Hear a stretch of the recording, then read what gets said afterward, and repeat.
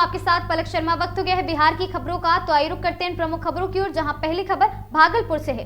भागलपुर जिले के कजरौली थाना परिसर में वरीय पुलिस अधीक्षक प्रमोद कुमार यादव द्वारा आम जनता की समस्याओं के समाधान के उद्देश्य से जनता दरबार का आयोजन किया गया है। जनता दरबार में बड़ी संख्या में स्थानीय लोग अपनी अपनी शिकायतें लेकर पहुंचे। जन सुनवाई के दौरान एसएसपी प्रमोद कुमार यादव ने सभी फरियादियों की समस्याओं को गंभीरता से और साथ ही संवेदनशीलता के साथ सुना।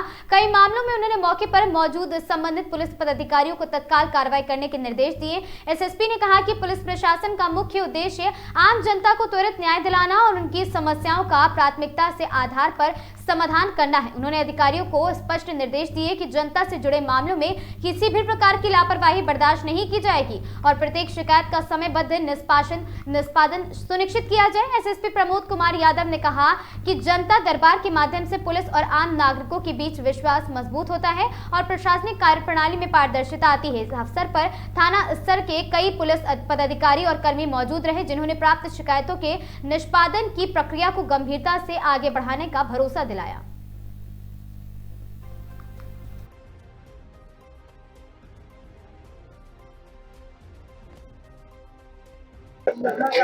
देखिए, इसके लिए हम लोगों ने अभी जो प्लान बनाया हुआ है कि एक तो हमारी जो कुछ अलग की जो स्पेशल टीम है वो लगातार इस पे जो है कि कार्य करेंगी और हम लोग अपना जो टेक्निकल सेल है उसको डेवलप कर रहे हैं, सूचना संकलन कर रहे हैं कि इसमें जो मेन सप्लायर बड़े बड़े सप्लायर हैं वहां से हम लोग कार्रवाई करें। निचले स्तर पे तो थाना स्तर पे जो कार्रवाइयां होती हैं, लेकिन जो ऊपर के जो बड़े लोग इसमें शामिल रहते हैं, जो मेन सप्लायर रहते हैं, तो उन पे हम लोग प्लान करके उनका सूचना संकलन कर रहे हैं। तकनीकी जो भी सूचना की कौन कौन इसमें शामिल है, कहाँ से इसको लाया जा रहा है और कहाँ से इसका डिस्ट्रीब्यूशन किया जा रहा है, क्योंकि कुछ डिस्ट्रीब्यूटर रहते हैं वहां से वो छोटे छोटे मात्रा में चारों तरफ इसको सप्लाई करते हैं, जिससे कि आसपास में ये जो ड्रग्स वगैरह है ये फैलता है।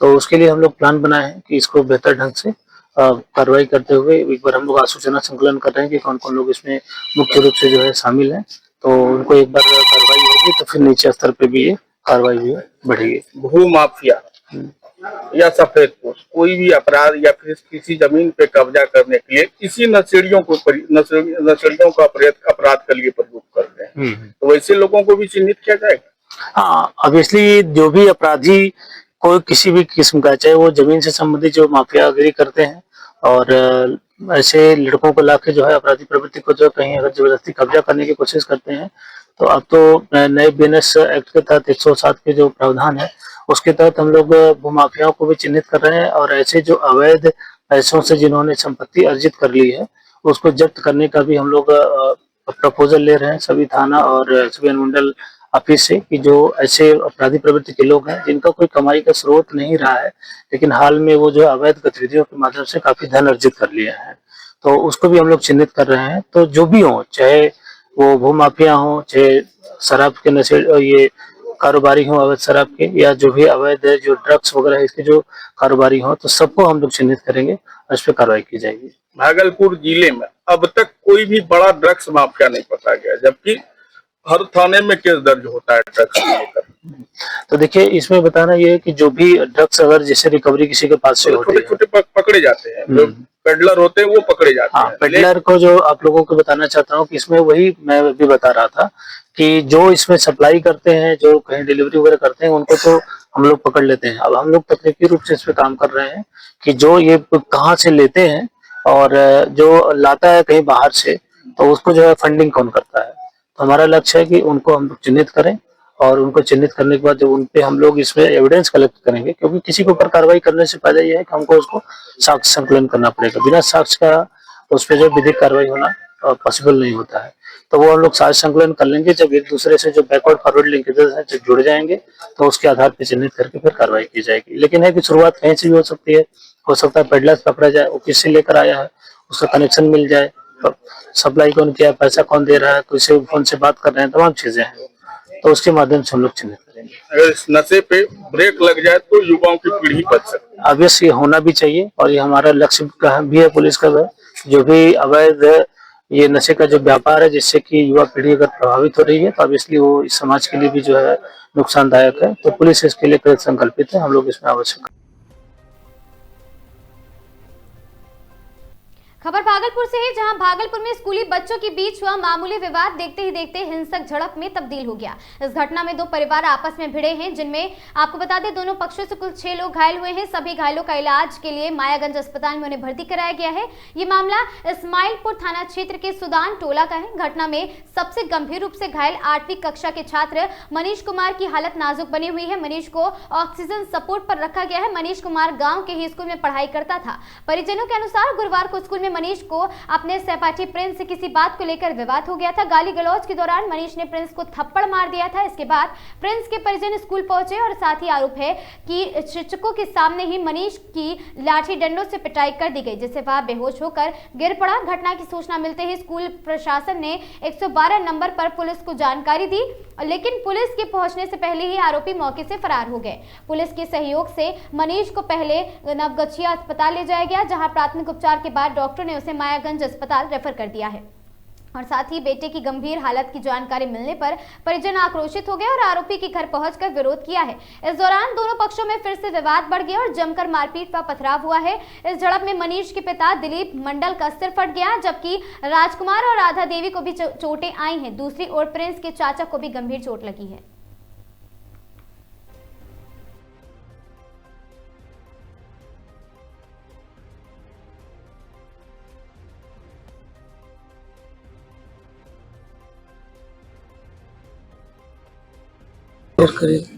हमको शिवम सर ने 7 चौकी मारा है स्कूल में, ऑफिस में बंद करके। क्यों मारा है?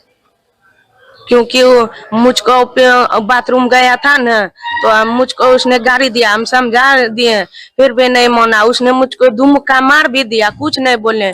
बाहर गया, किसने मारा उसको, बस हम कुछ नहीं बोल रहे थे। उसने मुझको फिर से गाड़ी दे दिया, आपको गाड़ी देंगे तो हमको मारिएगा। हम भी वही किया है। कौन तुमको गाली दिया और मारा कौन? वो प्रिंस ने मारा था। प्रिंस कौन है? प्रिंस पुतल का बेटा, कौन क्लास में पढ़ता है? 8 में। उसका बहन भी था। दोनों ने मेरा मल्ला ही पकड़ के, कोई इधर घिंच रहा था, कोई इधर। देखते हैं सर जी, टूटा बला चेक में। अच्छा, देखते हैं तुमको वो लोग मिल करके मारा, उसके बाद क्या हुआ? उसके बाद बाहर में जब लड़ाई हुआ तो हेड सर जी बोल रहे थे, तो बाहर में लड़ाई हुआ तो शिवम सर मुझको अंदर क्यों लग गया। अच्छा, अंदर ले जाकर के शिवम सर क्या किए? मारे थे उसने 7 चौकी मुझको, और वो बोल रहा था कि हम नहीं मारे हैं। तो उसके बाद अभिलाष सर ने बोला कि जाओ बेटा, झगड़ा तगड़ा हो जाएगा, तुम बाहर जाओ। तो झगड़ा होने के बाद तुमको रूम में ला करके बंद कर दिए? ना, झगड़ा हुआ तो मुझको ऑफिस में लग गया, बंद करा ऑफिस। उसके बाद मारा मुझको। उसके बाद मारतार होने के बाद मदन सर और नवल सर बोल रहे थे खूब। उसके बाद हम कुछ नहीं बोले, चुपचाप देखते रहे। उसके बाद अभिलाष सर ने मुझको मौस भगाया। उसके बाद बाहर में पुरान के दुकान के पास मुझको मारा। तो कौन मारा? उदय कुमार मारा था। हाँ, कौन? प्रिंस का कौन है वो? चचा है। प्रिंस का चचा है। हाँ। उसके बाद क्या हुआ? उसके बाद मुझको मारा तो हम पता नहीं कौन थे। परिजन लेकर के तुमको हॉस्पिटल आए? कृष्ण कुमार ने मुझको ले गया था डॉक्टर के पास। दोस्त है तुम्हारा? हाँ, उसको भी मारा था 1 चौकी। घर कहाँ है तुम्हारा? सुदन टोला पर्वता, थाना इस्माइलपुर। थाना इस्माइलपुर। कौन क्लास में पढ़ते हो? 8 क्लास में। पिताजी का नाम क्या है? दिलीप मंडल। भागलपुर से अगली खबर, जहां भागलपुर में भूकंप जैसी प्राकृतिक आपदा से निपटने के लिए जिला प्रशासन और बिहार सरकार की ओर से 15 जनवरी से 28 जनवरी तक सुरक्षा पखवाड़ा चलाया जा रहा। इसी अभियान के तहत भागलपुर के सुंदरवती महिला कॉलेज में एसडीआरएफ द्वारा विशेष प्रशिक्षण कार्यक्रम आयोजित किया जाएगा। इस दौरान कॉलेज परिसर में 200 से अधिक छात्राओं, शिक्षकों और कर्मियों को भूकंप से बचाव की ट्रेनिंग दी गई। और एसडीआरएफ के इंस्पेक्टर कुमार नीरू ने प्रशिक्षण देते हुए बताया कि भूकंप आने के समय घबराने की बजाय कैसे सुरक्षित रहना चाहिए। उन्होंने उन्होंने बताया कि मजबूत टेबल या बेड के नीचे छुपकर सिर और गर्दन को सुरक्षित रखें और साथ ही आपको बता दें कवर करें अपने आप को और साथ ही होल्ड तकनीकी अपनाना जरूरी है। ट्रेनिंग में यह भी बताया गया कि भूकंप के बाद किस तरह की सावधानियां बरतनी चाहिए, बिजली और गैस की जांच कैसे करनी चाहिए, घायलों की प्राथमिक सहायता कैसी दी जाए और प्रशासन को समय पर सूचना क्यों जरूरी है। एसडीआरएफ इंस्पेक्टर कुमार नीरू ने कहा, इस तरह के प्रशिक्षण से आम लोगों में जागरूकता बढ़ती है और आपदा के समय जान माल के नुकसान को काफी हद तक कम किया जा सकता है।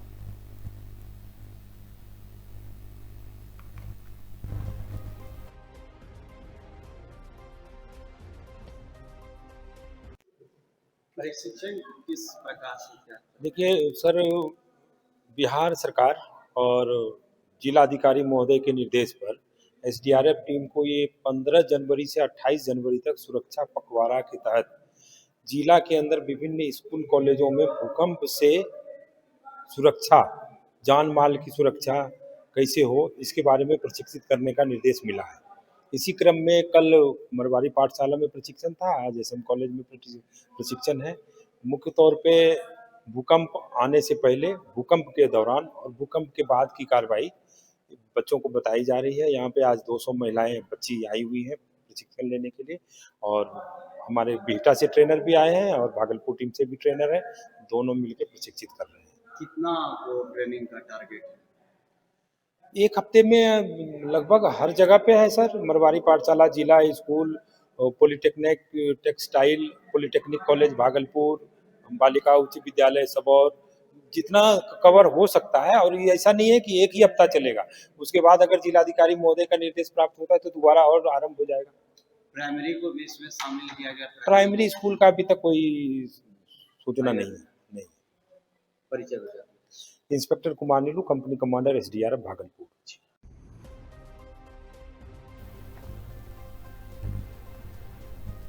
नवगछिया पुलिस अधीक्षक द्वारा झंडापुर थाना परिसर में जनसंवाद कार्यक्रम का आयोजन किया गया। इस जनसंवाद में क्षेत्र की जनप्रतिनिधि, किसान, सामाजिक कार्यकर्ता, बुद्धिजीवी वर्ग तथा आम नागरिक बड़ी संख्या में उपस्थित रहे। कार्यक्रम का उद्देश्य आम जनता की समस्याओं को सीधे सुनना और उसके समाधान को लेकर प्रशासनिक स्तर पर पहल करना था। जनसंवाद के दौरान अतिक्रमण की समस्या प्रमुख रूप से उठाई गई है और लोगों ने बताया कि सड़कों, नहरों और सार्वजनिक स्थलों पर अतिक्रमण के कारण आवागमन में परेशानी होती रहती है। किसानों ने नीलगाय और जंगली सुअर से फसलों को हो रहे भारी नुकसान का मुद्दा भी उठाया है और साथ ही उन्होंने बताया कि रात के समय ये जानवर खेतों में घुसकर फसलों को बुरी तरह बर्बाद कर देते हैं, जिससे किसानों को भारी आर्थिक क्षति का सामना करना पड़ता है। पुलिस अधीक्षक ने समस्या को गंभीर बताते हुए कहा कि वन विभाग और जिला प्रशासन के साथ समन्वय कर ठोस समाधान के निर्देश पहले ही दिए जा चुके हैं और नशा मुक्ति को लेकर भी जनसंवाद में गहन चर्चा हुई। स्थानीय लोगों ने नशे के बढ़ते प्रचलन पर चिंता जताते हुए युवाओं को इससे बचाने की मांग की है और साथ ही पुलिस अधीक्षक ने कहा कि नशे के कारोबार में संलिप्त अपराधियों के खिलाफ सख्त कार्रवाई की जाएगी और नशा मुक्ति अभियान को और भी प्रभावी बनाया जाएगा। इसके अलावा कुछ किसानों ने आपराधिक तत्वों द्वारा फसल लूट की घटनाओं की शिकायत भी की है और अंत में पुलिस अधीक्षक ने कहा कि पुलिस और जनता के बीच बेहतर समन्वय से ही अपराध पर नियंत्रण और समाज की समस्याओं का समाधान संभव है।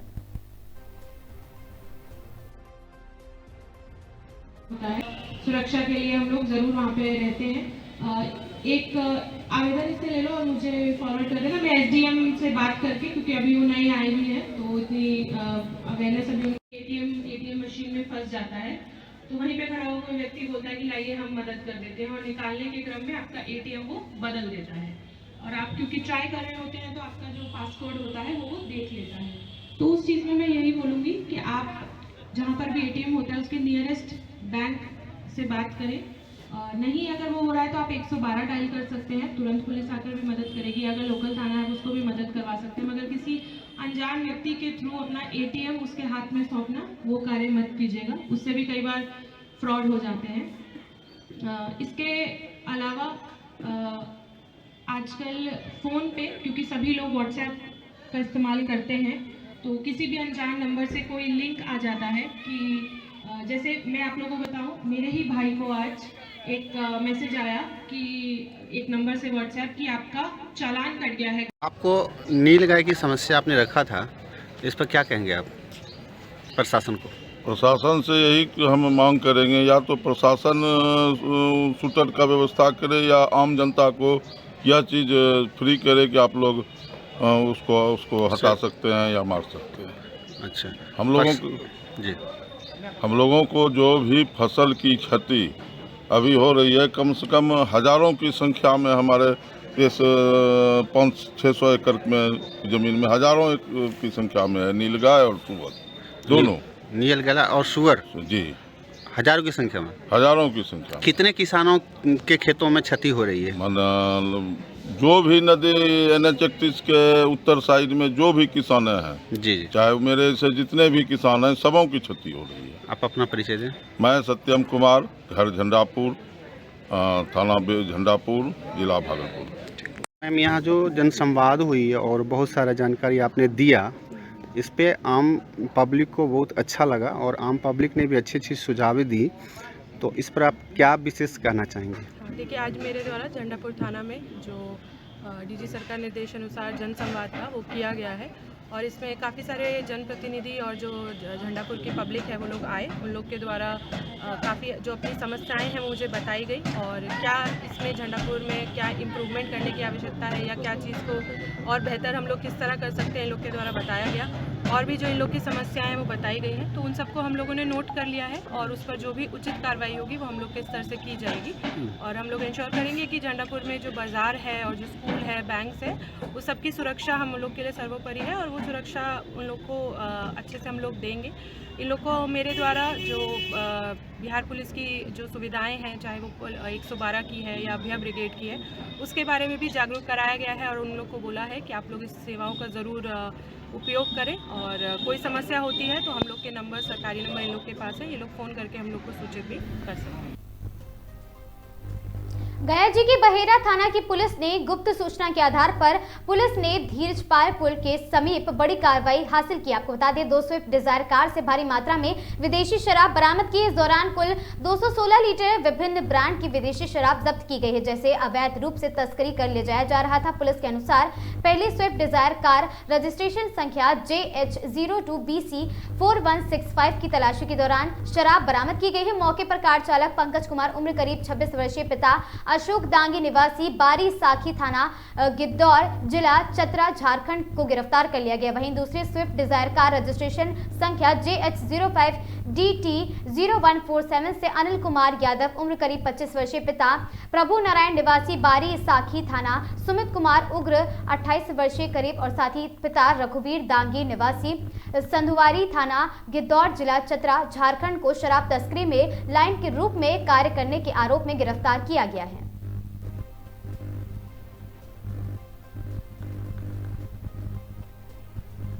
बिहार के रोहतास जिले के सासाराम से है अगली खबर, जहां वाराणसी में एक वर्ष पूर्व संदिग्ध परिस्थितियों में मृत पाई गई सासाराम की मेडिकल की तैयारी कर रही छात्रा स्नेहा सिंह कुशवाहा की मौत के मामले में अब तक न्याय नहीं मिलने से आक्रोश बढ़ता जा रहा है। इसी को लेकर गुरुवार को जिला मुख्यालय सासाराम में सिस्टम की चुप्पी के खिलाफ न्याय यात्रा निकाली गई। हाथ में बैनर, तख्तियां लिए न्याय दो के नारे लगाते हुए छात्रा के माता पिता, सामाजिक कार्यकर्ता और स्थानीय लोग पोस्टर ऑफिस चौराहा से होते हुए कलेक्ट्रेट गेट पहुंचे, जहां विरोध सभा का आयोजन किया गया। न्याय यात्रा को संबोधित करते हुए नेहा तोरब और साथी नियाजी ने कहा कि आज देश में संवेदनशील घटनाओं पर सरकार और जनता केवल सोशल मीडिया और साथ ही तत्कालिक प्रतिक्रियाओं पर सीमित रह गई है। उन्होंने आरोप लगाया है कि प्रधानमंत्री के संसदीय क्षेत्र में सासाराम की बेटी स्नेहा के साथ दुष्कर्म और हत्या जैसी गंभीर मामले की न्यायिक प्रक्रिया ठप पड़ गई है और चुनाव के दौरान न्याय का भी भरोसा दिलाया गया था, लेकिन आज तक आरोपी खुला आम घूम रहा है। और छात्रा के पिता सुनील सिंह ने कहा है कि वे अपनी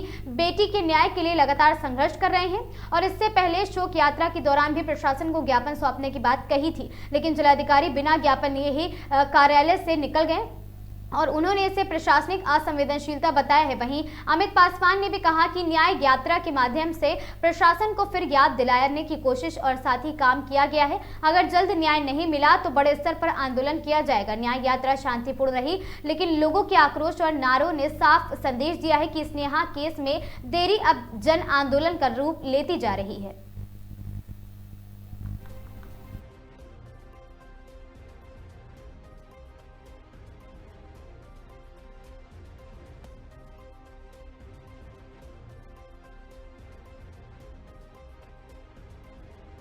योगी जी को याद दिलाना चाहते हैं। योगी जी भूल चुके हैं कि किसी स्नेहा कुशवाहा सिंह का ऐसा यूपी में हत्याकांड हुआ था जो उसके साथ कर्म किया गया था। योगी जी यहाँ इलेक्शन में बोल के गए थे कि हमारी स्नेहा बेटियों को इंसाफ दिलाएंगे, जल्द से जल्द SIT टीम गठन करेंगे। और योगी जी के राज में संसदीय क्षेत्र है, पहले तो ये माना जाता है कि वो संसदीय क्षेत्र है और वहाँ पर ये दुर्घटना होने के बाद भी आज 1 साल हो जाएगा, 1 साल होने को आज तक हमारी बिटिया को इंसाफ नहीं मिला। इसलिए हमारी सारी बिहार की जनता ने, बिहार के भाई बहनों ने ठान लिया है कि अभी हमें योगी जी को याद दिलाना है और हमारी स्नेहा कुशवाहा बिटिया को इंसाफ दिलाना है। अगर ये आज के बाद हमें 7 दिन का हम लोग टाइम दे रहे हैं, इंसाफ नहीं मिलता है हमारी स्नेहा कुशवाहा बिटिया को, तो हमारी बिहार के सारे भाई बहनें 30 तारीख को धरना पे बैठ जाएंगे। जब तक इंसाफ नहीं मिलेगा तब तक कोई उठेगा नहीं। क्या नाम है? संतोषी देवी। फिर आप सड़क पर उतरी है, क्या कुछ कहेंगे अपनी बेटी के बारे में? यही कहेंगे कि हमारी बच्ची के जल्द से जल्द इंसाफ दिया जाए, जो दोषी है उसको जल्द से जल्द अरेस्ट किया जाए, कानूनी कार्रवाई करके फांसी की सजा दिया जाए। नहीं तो 1 सप्ताह बाद हम 30 जनवरी को धरने पर बैठने वाले हैं। चुनाव के समय में यूपी के योगी आदित्यनाथ यहाँ पर आए हुए थे मंत्री साहब, उन्होंने आश्वासन दिया था कि उसके स्नेहा हत्याकांड को जल्द से जल्द कार्रवाई की जाएगी। क्या लग रहा है अब? आश्वासन दिए थे, शायद भूल चुके हैं, इसीलिए याद दिलाने के लिए हम रोड पर उतरे हैं। उनसे योगी जी से आग्रह करते हैं जल्द से जल्द दोषियों को अरेस्ट किया जाए, उसको कार्रवाई करके फांसी की सजा दिया जाए। क्या नाम है आपका? मेरा नाम है जूली। का हत्या हुआ है तब से लगातार हम ही नहीं, पूरा सामाजिक संगठन, इस शहर के सभी लोग जो हैं इस हत्या के आरोपी को गिरफ्तारी की और कार्रवाई की हम लोग मांग कर रहे हैं। लेकिन केंद्र सरकार और बिहार सरकार की ये गूंगी बहरी नरभक्षी सरकार जो है, कान में तेल डाल करके सोई हुई है, उसको हम लोग बार बार जगाने का प्रयास कर रहे हैं कि सरकार जगे, इस तरह से स्नेहा कुशवाहा के जैसा फिर कोई इस तरह की जघन्य अपराध न हो। एक बार फिर से बिहार में एक नीट की छात्रा के साथ इस तरह की घटना हुई है और आए दिन इस तरह की घटनाएं हो रही है और हमारी बेटियां, हमारी माँ, हमारी बहनें सुरक्षित नहीं है। इसलिए हम आज सड़क पर उतरे हैं गूंगी बहरी सरकार को कान में तेल डाल करके जगाने के लिए।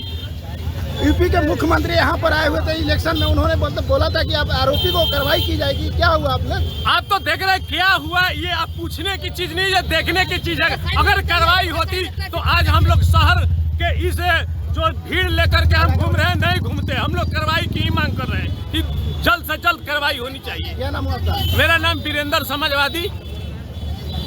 शासन प्रशासन काम करे और यशस्वी मुख्यमंत्री उत्तर प्रदेश आदरणीय योगी आदित्यनाथ जी सासाराम आए थे, कह के गए थे कि यहाँ की बेटी को न्याय दिलाएंगे। पता नहीं उनका न्याय कहाँ चला गया, उनका बुलडोजर कहाँ चला गया।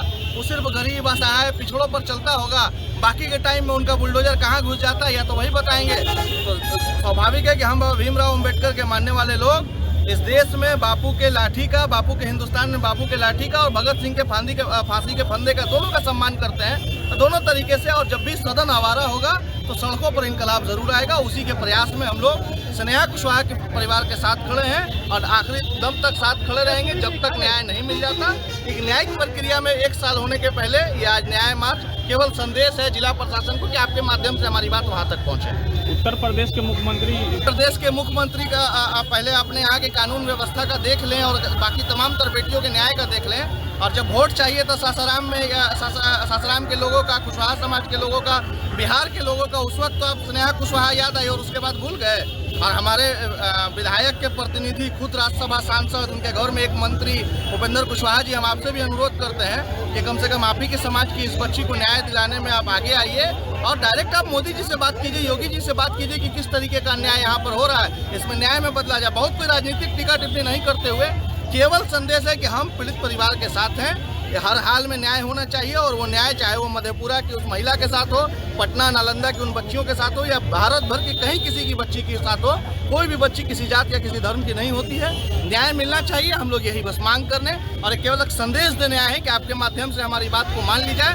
अन्यथा हम आगे की जो कार्रवाई है यहीं जिला मुख्यालय के बाहर अनिश्चितकालीन धरना पे बैठेंगे और उसके बाद जो जो तरीका होगा संवैधानिक वो हम सब अपनाएंगे। आपका परिचय? और आपने क्या लगता है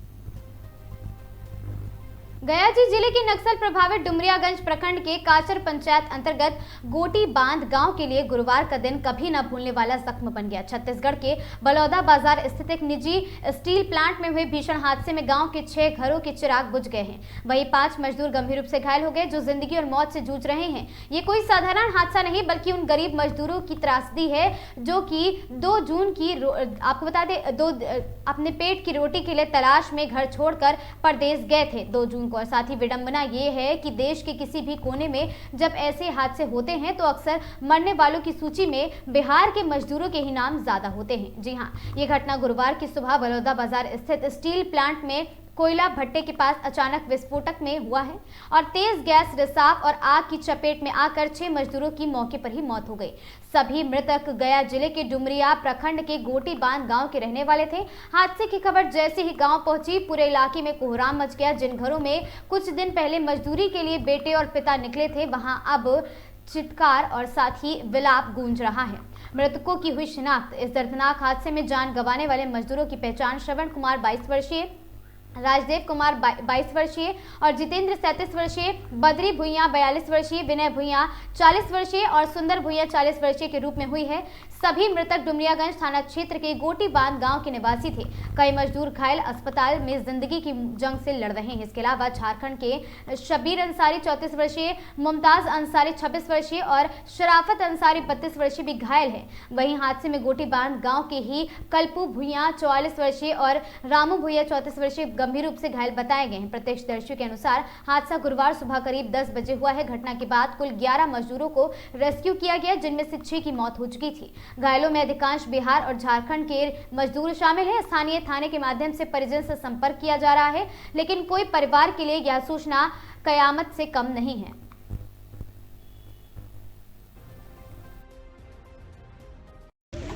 क्या कुछ घटना हुई है, क्या कहेंगे? घटना तो हमें के 10 बजे के बाद पता चला, हमें के 3 बजे के लगभग। क्या पता चला? पता चला कि एक्सपायर कर गया वो सब। मृतक कौन थे आपके? मृतक कौन थे आपके?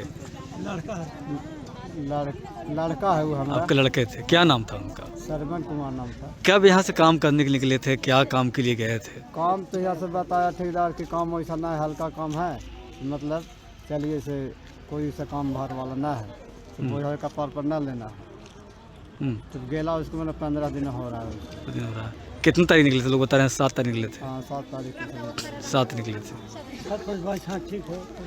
आज क्या कुछ वहाँ के लोगों से बात हुई और लोग घायल बताए जा रहे हैं? हाँ आज कल तो पूरा सूचना ना मिली थे लेकिन आदमी जो ही आता गया उसका तो कुछ पता नहीं कि मैंने क्या की मतलब प्लान से ले गया उसका। अच्छा, पता नहीं चल रहा है, किसी को पता नहीं है। मोबाइल में जैसे देखा आदमी तैसे हम। मृतक की कब शादी हुई थी, कितने बच्चे हैं? 2 बच्चे हैं उसको। बच्चे हाँ 2 बच्चे हैं। अच्छा 2 बच्चा है। अच्छा सर्वंग 2 हुआ है। 2 बच्ची है। अच्छा, क्या कुछ मांग है सरकार और प्रशासन से आपका? अब तो हम गेला के बाद है ना, क्या होगा ना होगा से तो भारत। क्या मांग है बिहार सरकार, केंद्र सरकार से? मांग ये है कि जो घटना घटल है बाल बच्चा उसको मुआवजा मिलना चाहिए। मतलब मृतक के परिवारों को मुआवजा मिलना चाहिए। हाँ मिलना चाहिए। और घायलों के क्या कुछ मांग रहे हैं? घायल का है कंपनी भी देगा तो इलाज करने के लिए, अच्छा इलाज कुछ व्यवस्था की मांग करते हैं। बाल बच्चा के देखने के लिए करने। क्या नाम हुआ आपका? हमारा नाम शंकर भुइयां नाम है। मृतक के पिता हुए? पिता हुए श्रवण के। हाँ ठीक। कैसे क्या कुछ घटना हुई है, कितने लोग यहाँ से गए थे? यहाँ से हम लोग गए थे 25 आदमी। कब गए थे यहाँ से? 7 तारीख को गए थे। 7 तारीख को गए हैं और 18 तारीख को गए हैं और गए हैं तो ऐसा काम हो गया, कंपनी ब्लास्ट कर गया है। कहाँ गए थे काम के लिए? बिलासपुर गए थे, नेपनिया गांव में, बिलासपुर छत्तीसगढ़। कितने लोग गए थे यहाँ से आप? 25 आदमी। 25 आदमी गए थे। तो कैसे क्या कुछ घटना हुई है, कितने लोगों की मौत हुई है, क्या कुछ जानकारी है? घटना हो गया काम करते समय। क्या कुछ बात हुई है और लोगों से, वहाँ के लोगों से? बात हुई है तो कोई बता रहा है, कोई सही बता रहा है, कोई गलत बता रहा है, कोई घायल है और 6 लोगों की मृत्यु हो गया है। 6 लोगों की मृत्यु हो गई। आप गए थे वहाँ, तब आ गए हैं? कैसे क्या? नहीं हम गए थे तो हमको माता जी हुए थे तो हम आगे घर इलाज करवाने के लिए। अच्छा। मृतक जब मौत हुई है कौन कौन लगते हैं आपके? वो हम लोग भाई लगते थे। अच्छा अच्छा। वहाँ पर जितना थे तो भाई भतीजा लोग थे। घायलों का क्या इलाज हो रही है, कैसे क्या कुछ है? अब इलाज पानी वहाँ पर जो वहाँ पर हो रहा है, जो कंपनी के बन रहा है, जो कर रहा है। और किन लोग से, वहाँ के लोगों से बात हुई है क्या? सबसे बात हुई है। अच्छा, क्या कुछ बताएं?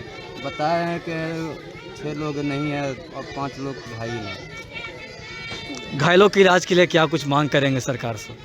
मांग करेंगे नहीं, मांग तो होबे करेगा, मांग कैसे नहीं होगा। क्या कुछ मांग है? मांग है मुआवजा चाहिए, जो घायल है उन लोगों का इलाज होना चाहिए, रसीद होना चाहिए उन लोग। अपना नाम बता दीजिए। राजेश कुमार ठाकुर है। राजेश कुमार ठाकुर जी। पिता का नाम? कैलाश ठाकुर।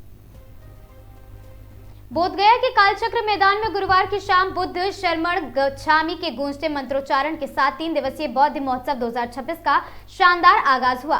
3 दिवसीय बौद्ध महोत्सव का उद्घाटन केंद्रीय मंत्री जीतन राम मांझी के द्वारा किया गया। इस मौके पर कला, संस्कृति एवं पर्यटन मंत्री उदय शंकर प्रसाद के अलावा वहां कई विधायक, समाज सेवी मौजूद थे और सभी ने दीप प्रज्वलित कर कार्यक्रम का उद्घाटन किया है। इस मौके पर भारी संख्या में देशी और विदेशी कलाकारों ने भी अपना समा बांधा है। वहीं काफी संख्या में दर्शन के लिए लोग भी मौजूद थे। उद्घाटन के अवसर पर केंद्रीय मंत्री जीतन राम मांझी ने कहा कि गया में विष्णुपद और साथ ही बोध गया तो आगे बढ़ रहा है। इसके अलावा तपोवन, बैजू धाम और वाणावर पर्वत श्रृंखलाएं बहुत ज्यादा यहाँ पर पर्यटन की ओर अपना व्यापार बना रही हैं, संभावनाएं बना रही हैं और इसे भी विकसित किया जाना चाहिए। वहीं बिहार सरकार की संस्कृति एवं पर्यटन मंत्री उदय शंकर प्रसाद ने कहा कि बिहार में सालाना 10 लाख विदेशी पर्यटक और देशी पर्यटकों की संख्या में 7 करोड़ से भी ज्यादा बढ़ी है। डबल इंजन की सरकार तेज गति से बिहार का विकास कर रही है। आने वाले दिनों में बोध गया अपने आप में ऐसा स्थल बनेगा जहां देश दुनिया के लोग बार बार आना चाहेंगे।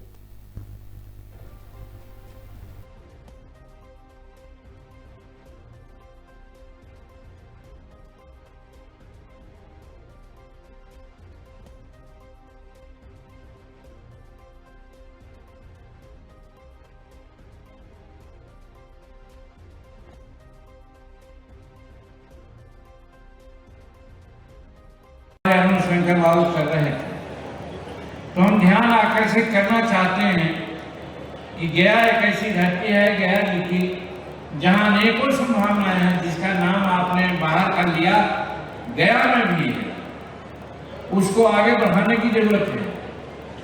तो विष्णुपद और हमारा बोध गया तो आगे बढ़ रहा है, बढ़ते जा रहा है, लेकिन इसके बाद हमारा तपोवन है, हमारा बैजू स्थान है, हमारा हराई स्थान है।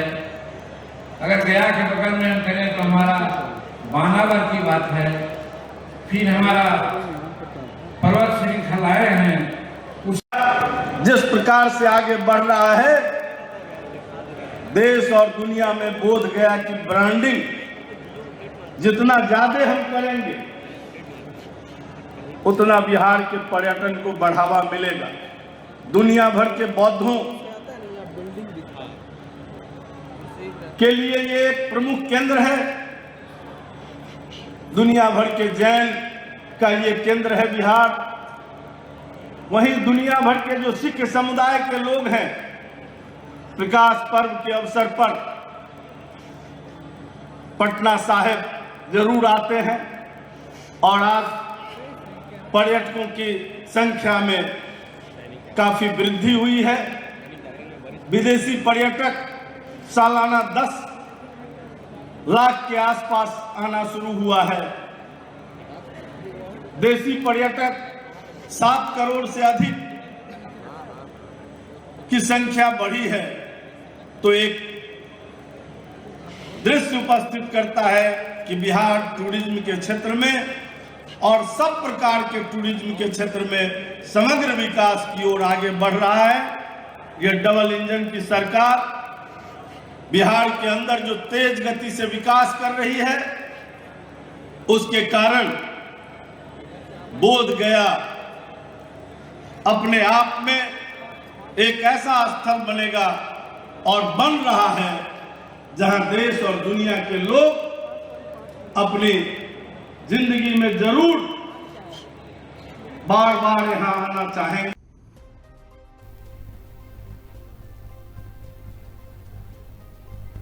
बिहार की इन खबरों में आज के लिए बस इतना ही। ऐसी खबरों से लगातार जुड़े रहने के लिए बने रहें हमारे साथ और देखते रहें आगाज टाइम्स।